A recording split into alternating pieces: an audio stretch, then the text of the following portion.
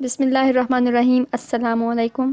On line classes میں خوش آمدید کہتی ہوں۔ آج میں آپ کو مادر ملت فاطمہ جناح کے بارے میں ایک پیراگراف کرانے لگی ہوں۔ آپ نے اس پیراگراف کو غور سے سننا ہے اور 2 سوالوں کے جوابات آپ نے کومنٹ باکس میں بتانے ہیں۔ سوال یہ ہیں کہ محترمہ مادر ملت کا مرتبہ کیا ہے، اور دوسرا سوال ہے مادر ملت کا سب سے بڑا کارنامہ کیا تھا۔ آپ نے ان 2 سوالوں کے جوابات آپ نے دینے ہیں پیراگراف سننے کے بعد کومنٹ باکس میں۔ تو چلیے اب میں پیراگراف پڑھتی ہوں۔ مادر ملت فاطمہ جناح مرحومہ پاکستان کی بانی نہیں تو قائد اعظم کی دست راست اور جاں نثار بہن ہونے کے ساتھ ساتھ جنگ آزادی کے ہر اول دستے میں خواتین کی رہنما بہرحال تھیں۔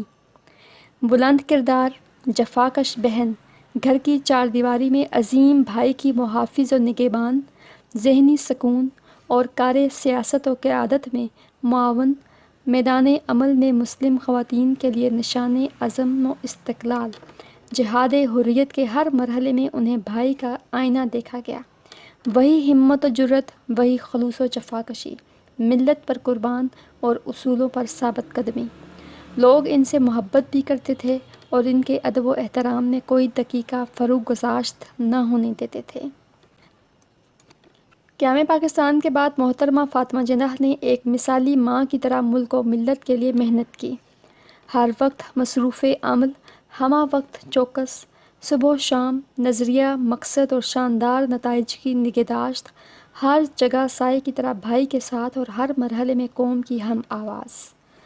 قائد اعظم رحمۃ اللہ علیہ کی وفات نے ان کی عزت و محبوبیت میں بے حد اضافہ کر دیا۔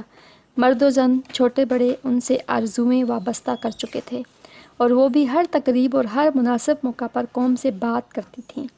بھائی کے جذبے سے سرشار اور ملک و ملت کی محبت سے لبریز، گرج دار آواز میں حکومت و عوام کا احتساب کرتی تھیں۔ کارواں کو حرارت و حرکت، روشنی، بیداری اور ہوش مندی کا پیام دیتی تھیں۔ قوم کا دل ان کے وجود سے مضبوط اور وطن کو ان کے وجود سے سہارا تھا۔ وہ دنیا بھر کی عورتوں میں صف اول کی رہنما خاتون تسلیم کی گئی ہیں۔